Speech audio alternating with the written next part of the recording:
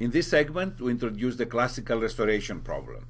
According to it, there is a system between the original and the acquired image which introduces some type of degradation. The system can represent the Hubble Space Telescope or the turbulent atmosphere, or be a combination of the motion of an object in the scene and the motion of the camera. When the degradation system is linear and spatially invariant, then both the modeling of the degradation and its removal are, relatively speaking, simplified problems.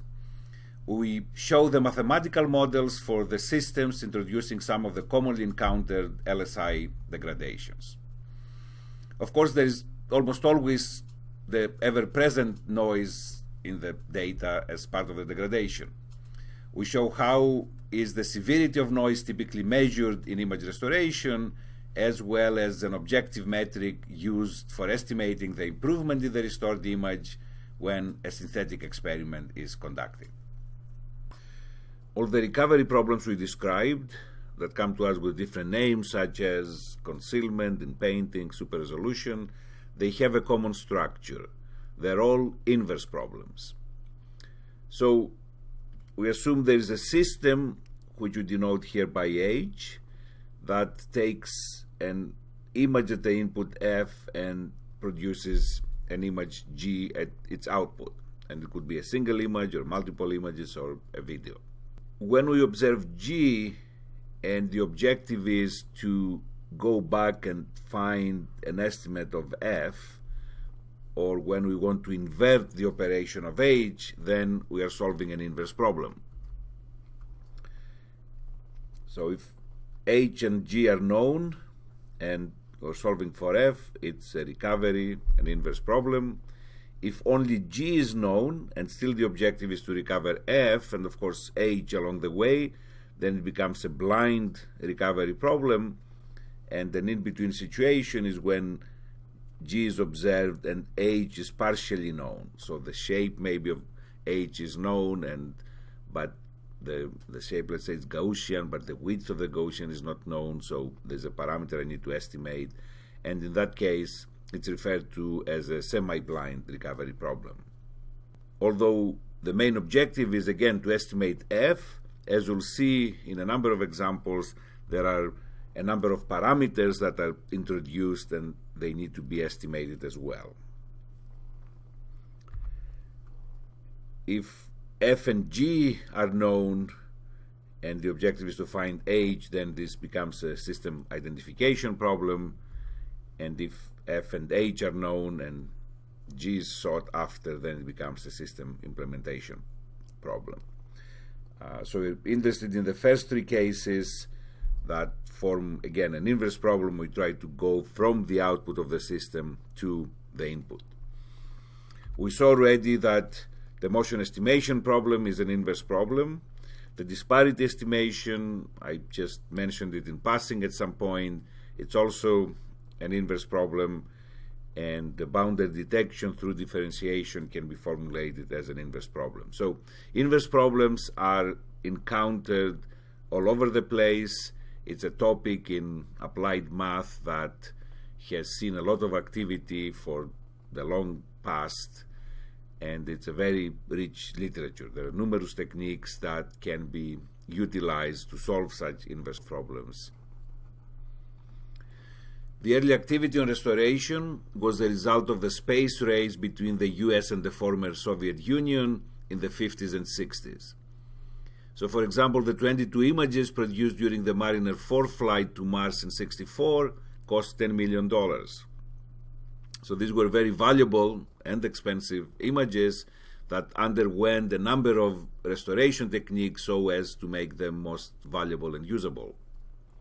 This is an active area of research and development, and as is the case with most areas, the activity comes in waves. It's driven, for example, by mishaps, such as the Hubble Space Telescope mishap, new applications, such as the super resolution of images and videos for these huge ultra-high-definition displays, and by new mathematical developments, and sparsity is, of course, the one that stands out, and we'll talk about it at a later point.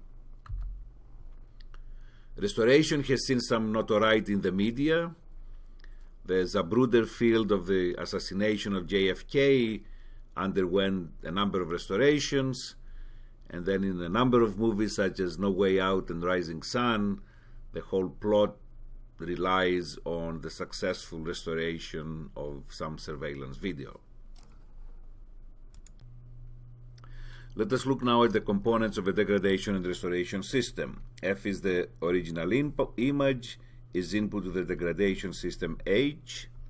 Noise is added to the output of the system, and this gives rise to the observation Y. So here's how the input looks. It's an aerial shot, and here's the blurred version of this by H plus the addition of noise. So the objective of restoration is to design a system R which will operate on the observation Y and give us an estimate of the original image F hat. That will be as close as possible to the original one, subject to an optimality criterion. In carrying out this restoration step, we assume that we have perfect knowledge of H. This is the non-blind version.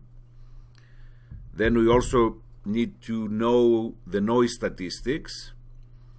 And here there is a double-sided arrow, or arrows going in and out from R, to indicate that these statistics can be updated based on the partially restored image, for example. And another component which is extremely critical when it comes to restoration is prior knowledge on F, on the original image. And this prior knowledge can be expressed in various ways, and we'll see examples of that as we proceed here. But it's also important that we are able to incorporate such prior knowledge in a rather straightforward way into the restoration filter. And again, there are two arrows going towards and away from this prior knowledge box to indicate again that this prior knowledge can be updated as the iteration progresses.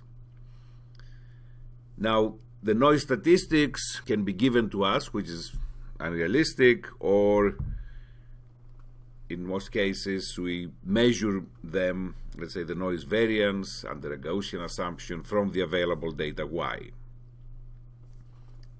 Similarly, if H is not known, then it needs to be estimated from the available data Y. This is referred to as a blur identification problem. And in carrying out such a step, it's also important that we have some prior knowledge on the properties of H. So you do see here all the components that are involved in designing a restoration system. Again, prior knowledge is of the utmost importance since it constrains the solution set and produces an estimate here F hat that is as close as possible to the original image F. As it became clear from the previous slide, in carrying out the restoration, the blur is needed and a noise estimate is needed. If they're not known, then there are the steps of blur identification, noise estimation, and restoration that are involved. And these three steps can be done independently using any technique of choice. However, at least conceptually, it should be clear that if they're done at the same time, simultaneously, and by that I mean that an error in identifying the blur is taken into account when the noise is estimated, and this error is taken into account when the restoration is carried out, then one should expect improved results. Stochastic methods, we'll talk about them a little bit, offer an advantage of that nature, that all these steps can be taken simultaneously. And again, repeating here, prior knowledge on all the unknowns, H, F, and N, is of the utmost importance in providing a solution here, F hat, that is as close as possible to the original image we are after. So translating the operations shown by the block diagram into an equation, here we have that the observed image Yij is the result of the application of this operator of this system H onto the original image plus the noise that has been added. So this is a very generic, general model that can be found in very many different applications. So the problem at hand is, given y and given knowledge of h, we try to find an estimate of f, and of course knowing the statistics about the noise. So this is the restoration problem. Now, in many applications, this system can be well approximated by a linear and spatially invariant system, and the noise, of course, additive and signal independent. And then, as we know by now, in this case, the operation of h on f is given by the familiar two-dimensional convolution. So the output, the observed image, is the convolution of the input with the impulse response of the LSI system plus noise, and here is the expression for the two-dimensional convolution. So in this particular incarnation, solving for f, given the impulse response of the system and the available data, becomes now a deconvolution problem. The system convolves, and the inverse problem we're solving is to deconvolve the operation of the system, undo what the system did. So restoration is the more general term, applies to this general equation. If the system again introducing the degradation is LSI, then I'm solving a deconvolution problem. We show here the impulse response of some of the most commonly encountered degradation systems. So if the degradation is due to one-dimensional motion between the camera and the scene, so the objects in the scene move on a plane that is parallel to the camera plane, the CCD plane, and then they move in a horizontal direction, then here is the impulse response of this degradation system. So it has clearly this shape, and here we assume that L is an even number, so L over 2 is an integer. The extension of this is if the motion is at an angle, not along the horizontal direction, but at an arbitrary angle theta, and that's also something that can be handled with not major difficulty. If the distortion is due to atmospheric turbulence, then the long-term exposure through the atmosphere is modeled like this. This is the impulse response of the degradation system, so it's this Gaussian here controlled by the variance of the Gaussian. If it's an out-of-focus degradation, then this disk in 2 dimensions ij represents the impulse response of the system. So it's a function of the severity of the defocusing is a function of the radius of this disk. And finally, the pillbox distortion is kind of the extension of the 1D motion. So it's a square here going from minus L over 2 to L over 2 in both dimensions, and again L in this particular case is assumed to be an even number, so that L over 2 is an integer. So we will be making use in some examples of some of these degradations, but they're again can be found in the literature. They're rather widely used. In the image restoration community, in assessing the quality of the degraded image, we utilize not the signal-to-noise ratio, but the blurred signal-to-noise ratio instead. So here's the model we've been using, the degradation model. The observed image is the convolution of f with the impulse response of the system plus noise.